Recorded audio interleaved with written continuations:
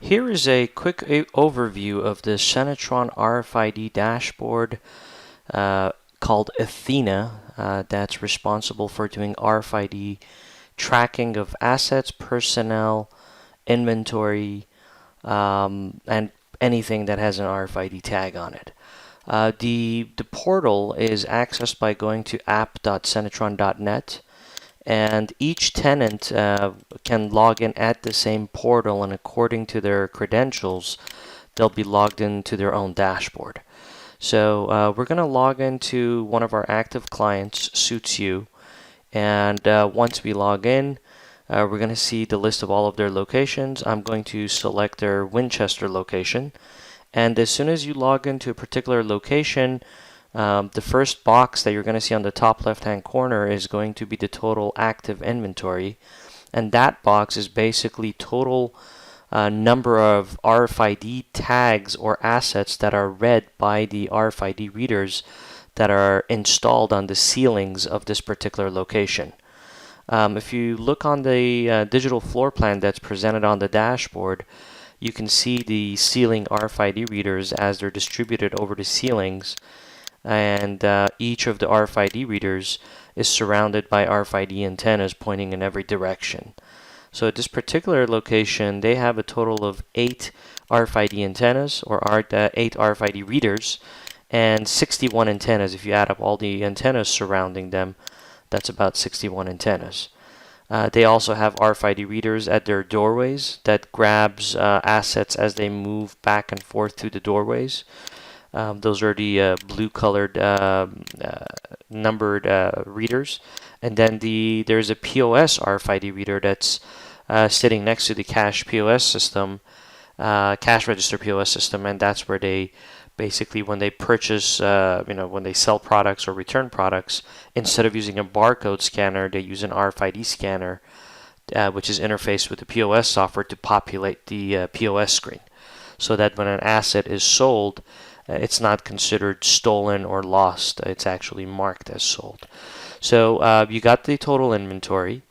When you can click on the total inventory, and once you click on the total inventory, it takes you, to the details of all of your inventory, and you can click on a specific item, and you can see exactly where that item is located on the floor. So this particular item, it's a men's shoes, size 10.5, and it's located where the yellow circle is showing on there. Now, if you want to go a step further, you can click on the serial number of that particular asset, and you can see exactly the details of that asset. You could see when it was first seen by the system. You could see when it moved from one zone to another, from the sales floor to the back stock, so on and so forth, as the status of the asset changed. If you can look over here, there's a change status button that if you have the proper credentials, you could manually change the status of an item. Usually all the items that are read by the system that are here and present are marked as live, means that this is part of the live current inventory. Depending on the tenant preference, you can change these statuses to whatever you like, depending on what makes sense for your use case. So for retail, they could have sold, shipped, in transit, transferred out, and then stolen, which is basically the same thing as missing. Usually this button is disabled and these things happen automatically, but since I'm logged in as a super admin, I could potentially change these things. And if I do change these things, by the way, it will be logged as to who made that change. So over here it shows the name of who changed the status of this particular asset. So everything that happens to these assets are tracked and logged as far as movement, statuses, transactional information. It's all traced back to an individual item and its serial number.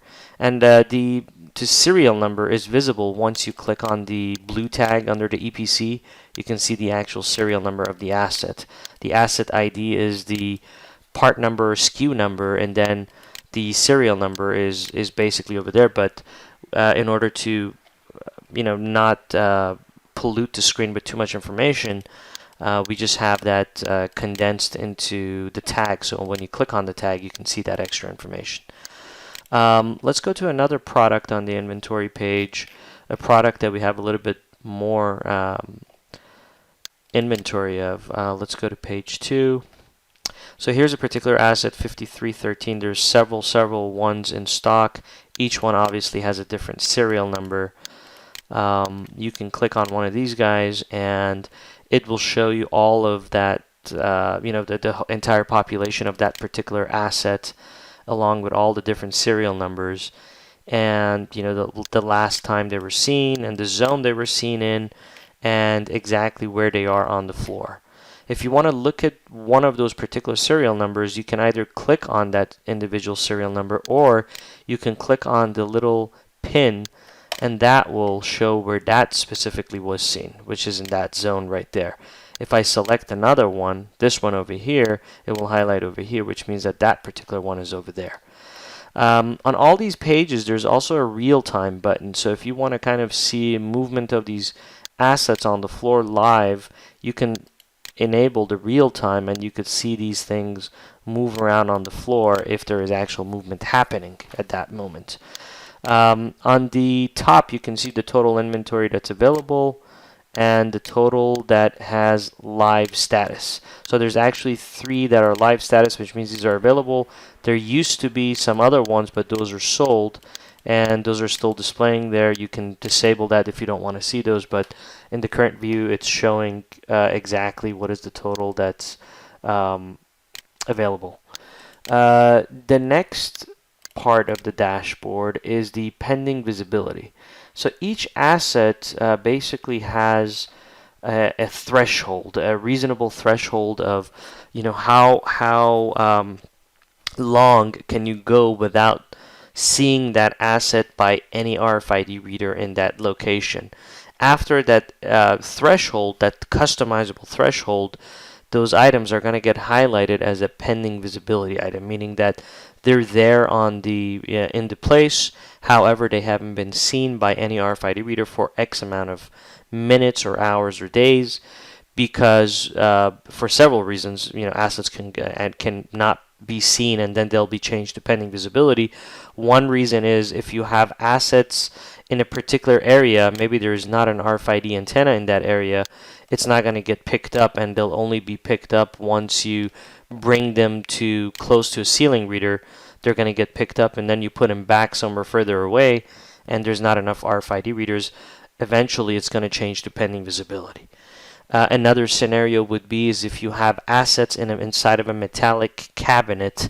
Obviously, if something's inside a metallic cabinet, RFID isn't going to penetrate metal.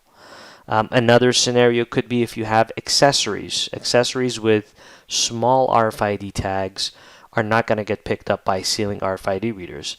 The only way to address the small RFID tags is to every couple of weeks bring the tray out, show it to the ceiling readers. It's going to drop the number down.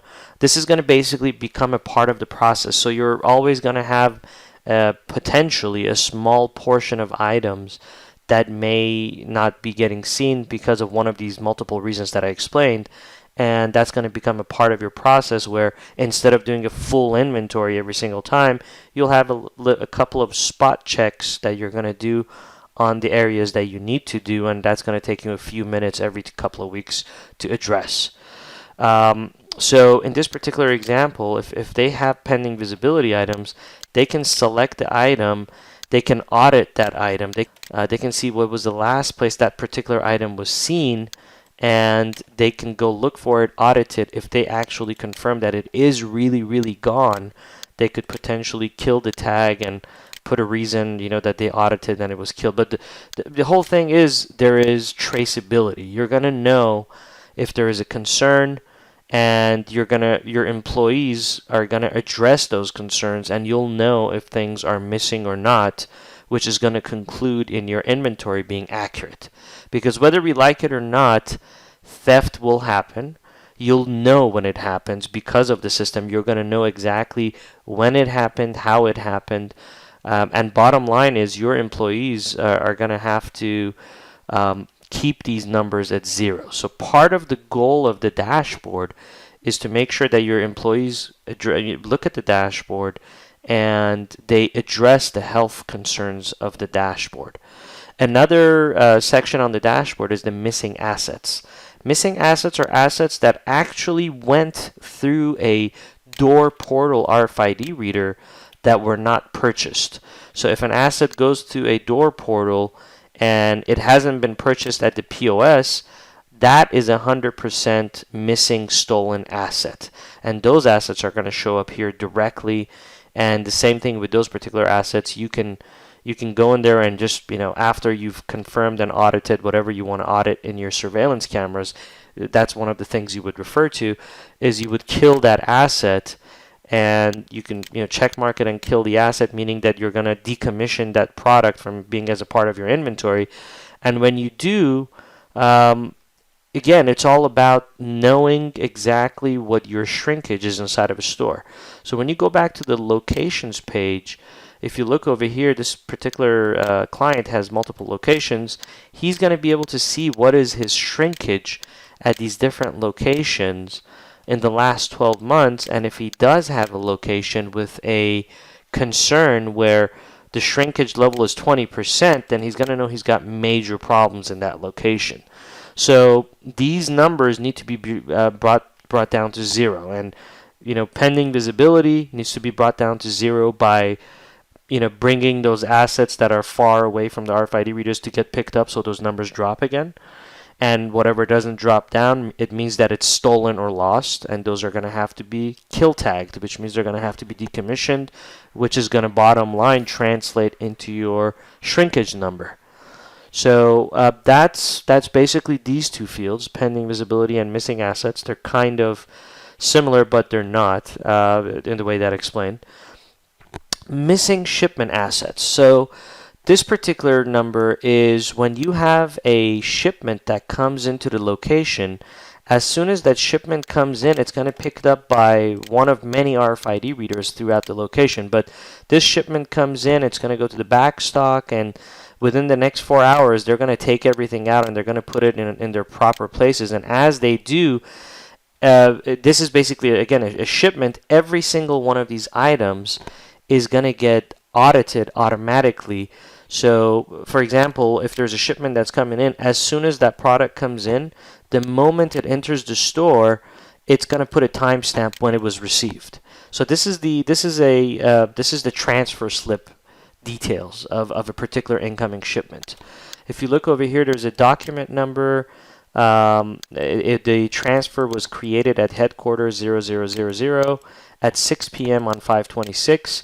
It actually arrived at 001 at 6:07 p.m. on the 31st.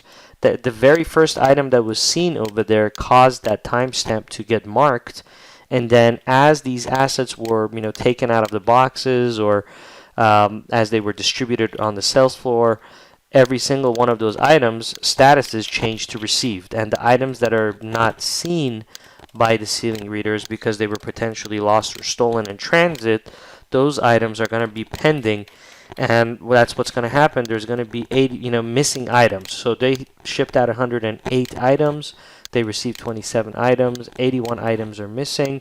It's your employees' duties to make sure that every single one of these items are seen by the RFID readers, and if they're not, then basically they're going to be responsible for it, because after 4 hours or 6 hours or whatever threshold you configure here, if these numbers aren't brought down to 0, you're going to receive an email, or the store management is going to receive an email that says, look, there's a shipment that's been received here and there's missing items from the shipment.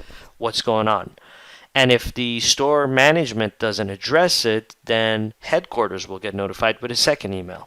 So everything has notifications. All of these numbers need to be brought down to 0.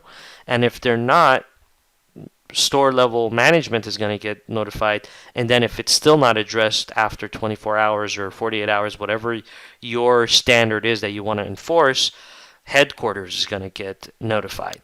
The notification settings are all within the email notification settings, and you can see over here that with the different alerts, you have two levels of notification. You have level 1 notifications, which is for the store management or personnel, and if they don't comply, then there's level 2 notifications, which means the headquarters admin is going to get notified that these guys aren't doing their jobs, which is to address the the inventory concerns. As far as making sure that items are seen. You may have high value items like jewelry, and you'll put a threshold that if that jewelry isn't seen for more than 5 minutes, you want to be notified. So it's all configurable based on your use case. So that's the missing shipment assets. Again, that's the automated shipment receiving and auditing. Basically the way this works is from headquarters they create a transfer slip, and they scan maybe 500 items. That's how the system knows what's coming into the stores, because they created a RFID transfer slip from the source. And then as soon as it reached the destination, the system knew what to look for, and that's how it audits the what's coming in. There's also another feature on here, replenishment alerts, automated replenishment alerts. So this is the scenario where maybe on the sales floor over here you have the last blue jean that you sell over here. The system sees that you have another blue jean here in the back stock, and because it sees that, it triggers off a replenishment alert that says this particular product has to be replenished from the back stock to the front stock because there's one available there.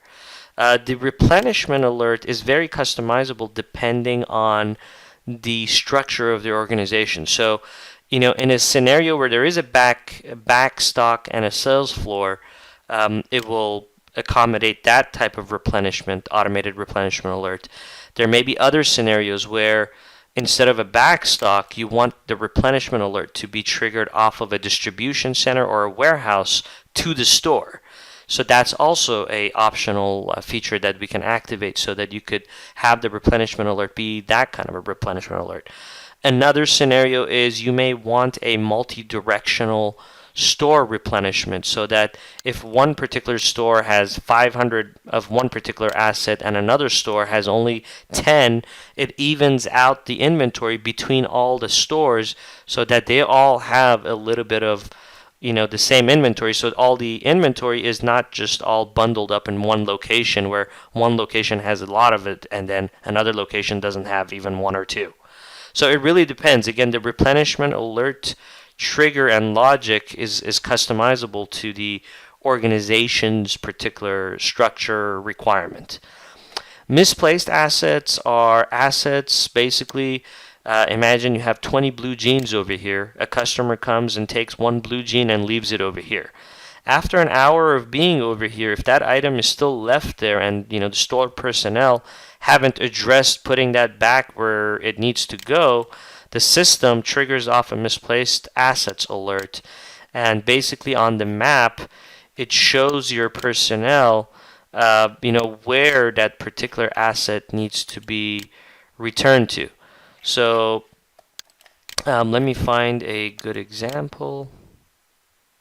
Okay, so here's a particular asset. This asset, the majority of the population is around this area, but then there's one single one that's over here, and there's a single unit over here. So basically, what highlights it in red means that that's the one-off that's alone. It's probably in the dressing room right there, and that needs to be returned to the rest of its group over here. So that's what that item is. That's what the misplaced assets are. Unknown assets are assets that are present in your store, but they showed up somehow in your store, but they never came in through a authorized channel. They didn't come in through a transfer slip. They just showed up over here. So imagine an employee randomly brings 2 boxes of hats and puts it in the corner, and it's sitting over there. The system isn't just going to automatically add that to your inventory, because it should be audited first before it's accepted to the inventory. It didn't come in through any authorized channel. So those items show up over here under the unknown assets, And then, once you audit them and you confirm that these are actual assets that you want to add to your inventory, you can select them and then change the status of those assets to live. And then they'll be, part of your inventory. Scenarios where you don't want these assets to just randomly be part of your inventory, somebody can come in with return product and then they walk back out. You don't want that asset to become a part of your inventory as soon as it gets picked up by your RFID readers. It should be accepted into your inventory if it's been returned on the POS system, or if it's been authorized to be a part of your inventory. But the point is, if it's sitting there, you're going to get notified through the email notification system that you have inventory that's present, but it hasn't come in through an authorized channel. Incorrect received assets was actually a custom requirement by one of our clients that we've made a permanent feature on the software. So imagine you have your headquarters and you're shipping product to store number 2, 3, 5, and 6. What happens if the truck driver delivers the products for store number 2 to store number 5, brings it into the store, and they start distributing the product all over the sales floor, and then they found out they made a mistake. Now they got to go find all these items again, put it back into the truck, take it. So the reason we created this alert is as soon as the truck driver brings in a shipment that's not intended for the store, they will get an immediate email text message alert that says, hey driver, you're in the wrong store. You need to take this back to the right store, so that they don't unload and put everything out. So this is meant to protect the store from human error, from wrong shipments getting there. The rest of the things on the dashboard are basically highlights of the things that the dashboard is monitoring. Recent movement is basically showing products or assets that are moving from one zone to another. Replenishment alerts are basically the same as the replenishment alerts up there. It's just basically showing you 10 recent replenishment alerts. Door activities basically shows anything that went through the door RFID readers. Recent shipments basically shows you shipments that completed on their own, and then shipments that have missing assets, like this particular shipment. There's one asset missing from it. The next part of it is the alerts. The alerts are all pretty much the detail pages of the same things that you saw on the dashboard, all the colorful bubbles. When you click on each of these guys, it will take you to these pages primarily, where you see the details of the replenishment alerts, misplaced, pending visibility, missing items, and a couple of extra pages, incorrect received items, all of it. So basically all those pages on the dashboard and some additional pages. Transactions, this is basically, this information gets communicated with our system through the POS software, ERP software. Any item that's sold basically gets communicated with our system, which in turn, it basically automatically changes the status of a item to sold. So instead of doing it manually, it happens through a POS transaction. And I can show you an example of how a POS transaction looks like. On a typical integration with a POS software, here's a good example, Retail Pro. We worked with this software manufacturer, and we did a plugin for Retail Pro where when you want to do a sales transaction, instead of using a barcode scanner, you basically have a RFID scan button. You click the RFID scan button, and that basically triggers the POS RFID scanner. The RFID reader usually sits underneath the counter, and as they scan those items on top of the surface of the counter, the RFID reader reads those tags and it populates the POS screen like you see over here, and they click OK, commit the transaction. Those transactions get communicated to here with the serial numbers, and those items get marked as sold. So all of this information is coming from a external POS software, ERP, or whatever it is, where they're marked to a status, so that we know that they're they left under an authorized condition and not a they weren't stolen. Reports and logs basically shows non-organizational tags, if there's RFID tags in the location that don't belong to your organization, because usually the system only filters for RFID tags that meet the EPC pattern that's a part of your organization. By the way, the system is 100% compatible with handheld RFID readers as well. So this particular section just shows you incoming, outgoing communications with handheld RFID readers. So that's basically what this page is.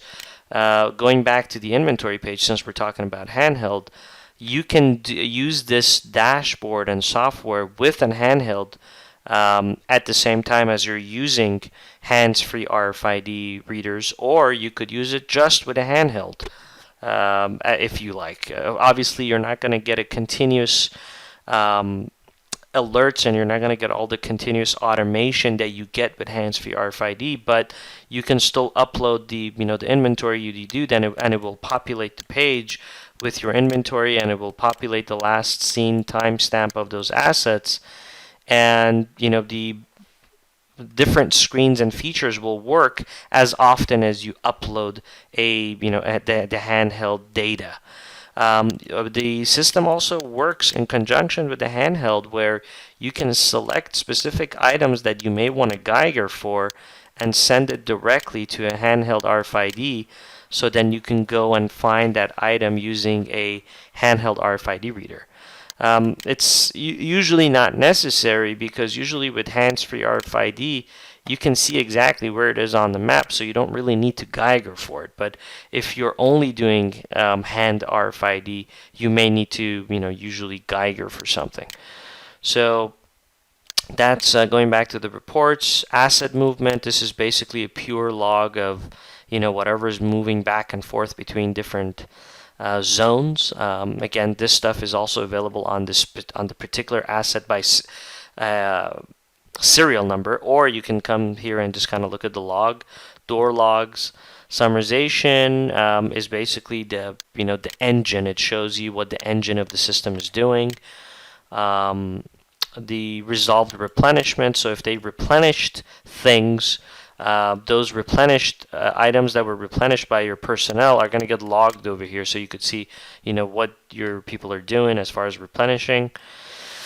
Some of these features I'm not going to get into in this video. RFID read, encode, transfer slip. So the system is an all-in-one system. You can not only track your your RFID tagged assets, people, whatever it is. And by the way, the system doesn't discriminate. Anything that has an RFID tag can be tracked, and depending on the type of asset, you can track your personnel, product, inventory, high value items. You can create as many different types of assets as you want in your system.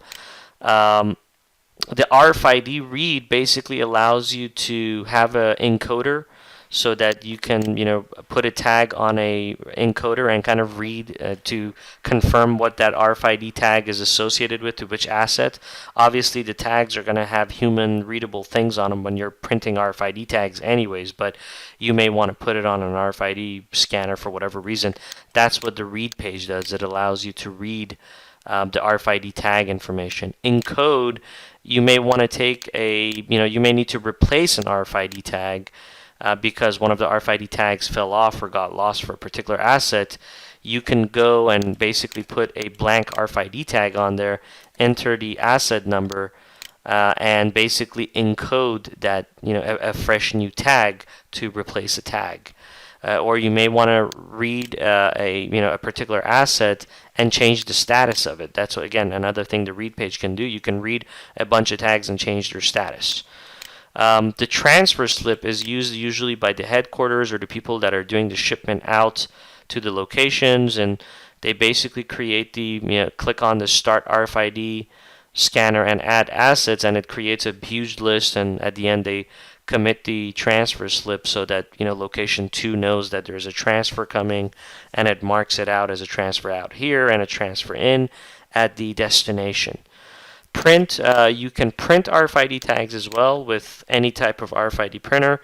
Zebra is primarily what's supported, but if there's a big enough demand for other vendor printer support, it's not a problem. It's very customizable. We can put the printer language from any manufacturer in there. But basically, you put the asset number, you put the number of tags, the number of copies of tags, and imagine you have a shipment of 100 suits and you need to put 100 tags on them. You put the item number, you put the number of tags, click print. It all prints out of your Zebra RFID printer, and you apply those assets to your suits. And then before you ship them out, you create a transfer slip, and now you've printed them using the Senitron Dashboard. You're going to create a transfer slip for them, and then you're going to know exactly what's coming to that particular store. So that's what the print function does. Tools, you can download the template. The template is the expected quantity that you would want to have in your location. So for example, you have a blue jean and you want the expected quantity to be always 5. You want to always have 5 of that item in stock. You're going to set the template number for that item in your catalog. There's a catalog section where you define all the products that are in your store. And you can define what that template quantity number is. So based on that template quantity number, the replenishment alerts happen, and if you want to export that to another system, you can do that by downloading the template, which is going to be a huge list that shows what is your expected quantity for each of these assets. Push inventory is a option, so you can push the accurate inventory from the Senitron dashboard to a external software, such as SAP, such as your POS system. That's what this does. And this can be done manually, or it could be semi-automated or completely automated in the background using CSV files and API communications.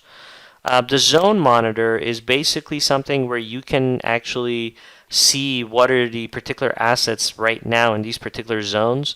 And there's actually a real-time button that's not visible on the screen currently because it's been disabled for this particular client, but you can turn that on and you could see a live view as assets move from one zone to the other to the other. So it's the real-time zone monitor. Location settings, this is where you basically manage all of the things relevant to this particular location. So manage zones, basically this is where we specify, what are the different zones we have. Backstock over here, we have sales floor over here, and then if we scan anything but in handheld RFID, we have a zone just called, specifically for hand scans. And again, this is all customizable. And by the way, the reason there's an inside is because you may have RFID readers inside of your building and you may have RFID readers outside. So as a standard, the very first root zone that we add is called inside, and inside the building we have different zones, and you can add another field called outside or parking lot or whatever it is. So that's why we usually do the inside and outside scenario, because we're dealing with a physical world, and when you're inside you got to specify inside, but that doesn't have to show. You can hide that in your search filters so you don't have to see that. And then you can add your subsections and click add and add as many subsections as subzones as you want. General settings is basically the page that allows you to control a couple of the behaviors of the software. By default, if new assets are detected, they are not going to be marked as live. Again, you want to audit them, so usually we keep this unchecked. There's another option over here that says change all unknown assets to live. So imagine you want to install a brand new store, and you turn on all the RFID readers and it reads 10,000 products. If this option is not checked, they're all going to become unknowns, and you want to quickly just convert everything to live because you just turned on the system, it read 10,000 items. You want to say, okay, I want all of this to be accepted into my inventory, so you're just going to click one button over here and it's going to switch everything to live. This is if you want to reset the entire system. You click delete all inventory, you put a super admin password, and you can wipe the slate clean for the store if you want to do that. Manage readers. This is where you add all of your RFID readers. I'm going to switch to 003 so you can get a better understanding. So over here in this particular store, you can see all the RFID readers that are added into our software. It's a very user-friendly system. If it says CDM active, that means the middleware software that sits on the local network is communicating with the cloud, and everything is managed from the cloud. You can add your RFID readers, you can edit them, you can test them, you can set them to auto start. You can set up, the number of antennas that each unit has. You can ping them. So anything that you want to do with your RFID readers using the Senitron CDM middleware software that sits on the local network, as long as this is active, you can completely control all of your readers from the cloud. You don't need any access to the local network to do anything. And you just click on Add Reader, enter the reader number, the type of RFID reader you have from whatever manufacturer, IP address, you save it, you configure it, and it's all there. Antenna locations, this is where you basically specify each antenna number and you basically pair them to specific zones. So for example, if you see over here, there's the zones that we've added over here are also visible over here: sales floor, backstock, handheld, theft reader. So 807 is basically this guy over here, antenna number or reader number 8, and then antenna number 7. So one of those, the antennas are all numbered. So 807 is basically specified as being in the sales floor because it is on the sales floor. So that's the zone. This is the sales floor zone. So if I wanted to change this antenna to be another zone, I could just take that antenna, paste it over here, and change that zone to backstock. And now that zone gets changed to backstock. I'm going to switch that back. So this is how you manage which antenna is a part of which zone. That is on the Manage Readers page. There's another option over here called Find Readers.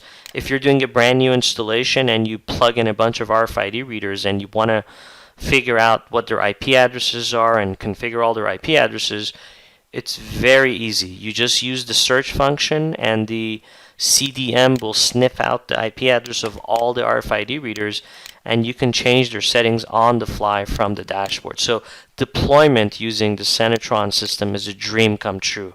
It's a dream come true for installers because it makes everything so easy. You can install the RFID readers, you can test each antenna from the dashboard. We've basically eliminated the requirement for any expertise or additional programs. We've simplified everything. The health monitor is basically a monitoring system that monitors all of your RFID readers and individual antennas. Every antenna that reads gets a timestamp, and if the health alert is checked, if any antenna hasn't read for more than X number of minutes, depending on whatever threshold you specify, you'll get an email alert that says, hey, you have some problems with your RFID antenna or reader or hardware. Going to the next section under Manage Readers, Throughput test is basically a test that you run it and it tells you exactly how many tags the antennas read in the past 60 seconds. EPC Injector is a testing utility where you can simulate a tag getting read by an RFID reader. The next section is the floor map editor. So if you have a new store and you want to add a floor plan, you click on Add Floor Plan. You put a name, whatever name you want, Plan 1. You choose a JPEG file, and usually the width should be 1600 pixels. And you click Save. And once the map is added, you click on Edit, and you start to you distribute your RFID readers as to where they are. So there's different patterns of RFID installations. You can take, readers, drag them onto this location, onto the map, and put them in different positions where they correspond to how they're actually getting installed in the physical space. You could do circular clusters, you could do quad clusters, you could do double cluster, or single reader, single antenna. Put them in different areas. You can unlock a reader, select a specific antenna, and move it in a different position, and turn and rotate it in different angles. You could get a preview of where it highlights in circles. So if an asset is read by reader number 2, antenna number 2, in the map of the inventory, it's going to highlight where you see right over here, number 2. So that's how the system knows where these assets are. It's because you come to the to the floor plan editor, and you basically lay out your RFID readers in a way where they correspond to your actual installation, and that's how the system knows where these assets are. If you want to see what antenna numbers you can click that button that says show antenna numbers, and you will see the antenna numbers, and you can change all of this. You can unlock that reader and change the antenna number from right here. You can change the size of the circle. You can complete control as to where these readers are laid out and how they should be highlighting on the map if an asset gets detected by one of those antennas of that reader. So that's what the floor map editor is. Marker tags is in the scenario where you're going to be using only handheld RFID, and for example, you have when you're scanning this table full of assets, you may have a marker tag on that table that says if there's anything surrounding the marker tag of this table, then you're going to highlight a circle around this table, because we've told the system that the tag for this table is whatever number, and all those assets are here on the map because they were read within the vicinity of the tag on that table. So basically we're putting a marker tag on furniture or different physical things in the location to find out where they are. So this will be used if you're just going to be doing a handheld RFID installation, and there is no hands-free RFID, fixed RFID. Email notifications is self-explanatory. We already talked about those. Miscellaneous settings is unauthorized zones. If you want to set up a specific zone where a particular asset is not allowed there, or people are not allowed there, or you want to set up a theft reader by the door where something goes into that area and you get an alert, that's what that's used for. Tenant admin is our settings that are shared amongst all the stores of that customer. So this particular customer has several locations. All of the shared settings are going to be under tenant admin. So the catalog page, the catalog information is shared amongst all the locations, because SKU number 001 is SKU 001 number 1 in every location. You don't need a separate catalog for different locations because it's just one catalog for the whole organization. And you can, over here, you can add items. You put the asset number, ALU, select the category. So that's what that controls. That's part of the tenant admin. That's your catalog. Categories is related to the catalog. That's where you create the categories that are visible in your catalog. Asset types, this is where you specify your different types of assets, personnel, regular, accessories, and then you can specify the threshold as that says, after how many minutes do I want to be alerted if this particular asset hasn't been seen by any RFID antenna. So you can have a high value item where you put the threshold on 60 minutes. The next option is general settings. For the whole organization, you can specify the types of EPC tag patterns that the system should recognize as your company EPC tags. And you can have more than one. You can separate them by commas. You can delete all the catalog data from over here. And you can set the threshold of how long before you should be alerted if a particular RFID antenna isn't reading. The next option over here is manage users. And here you can pretty much create user roles. You can, visitor, management, super admin, and then you can add users and specify what locations they have access to. All the locations, or maybe not all the locations, and then you can specify what role this person has. You can completely lock the system up so that if you want the visitor to not be able to do anything, you just uncheck everything and they can only view, and they can literally not change anything in the system. So that's what the user management does. Auto set asset type.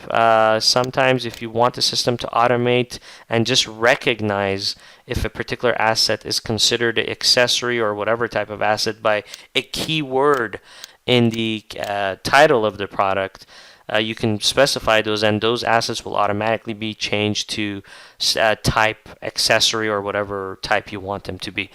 The manage catalog is here. You can add catalog items here manually, or if we do an integration with the POS system or ERP system, the catalog information is going to get updated and imported into our system automatically in the background. So that's when this auto set type may come in handy, because if you're importing them from an external source and you want the RFID system to know if this is a regular item, high value item, or accessory, it will automatically set what they should be.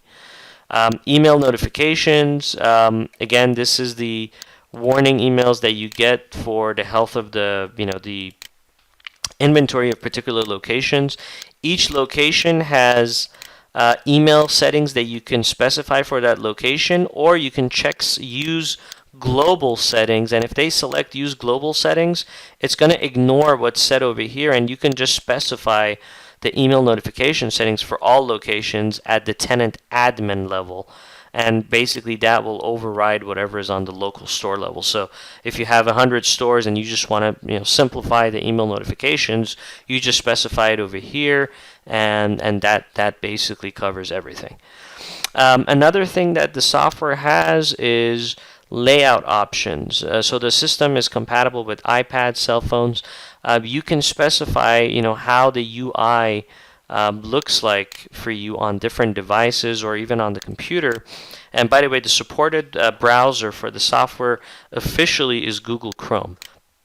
But yeah, you can specify different options. So for example, if you don't like your tools being on the left, you can select all the options to be on the top. So by selecting that option, everything will go to the top. So you can have more real estate to look at the data on the screen rather than it taking the side that will move to the top. Granted, you can also minimize this by clicking on this red button over here on the top right hand corner. You can minimize that screen so that you don't have to look at all those options all the time. Another option it has right-handed. So if you have a right-handed person, you can do RTL support. And then if you want to do, there's different color schemes. You can do ultralight, Google Skin. So really different, just visual. This is just like a visual designer, so you could look at it differently. If you want to lock into position so that the toolbar on the top is always visible, you could do fix header, fix navigation, and only the content will scroll up and down. So not everything will scroll up and down if you don't want to. So just different behaviors for the layout. That covers the most of the dashboard functionalities and features. Additional features are constantly getting added to the software. This is one of the latest reviews that that will really enlighten you as to what's possible. Everything in the system can be customized. So everything that you see, it's already a very complete system. But if there are things that come to mind that you would like us to add into the system, usually we're very welcoming to adding features, especially if they're features that are going to be appreciated by most of the customers.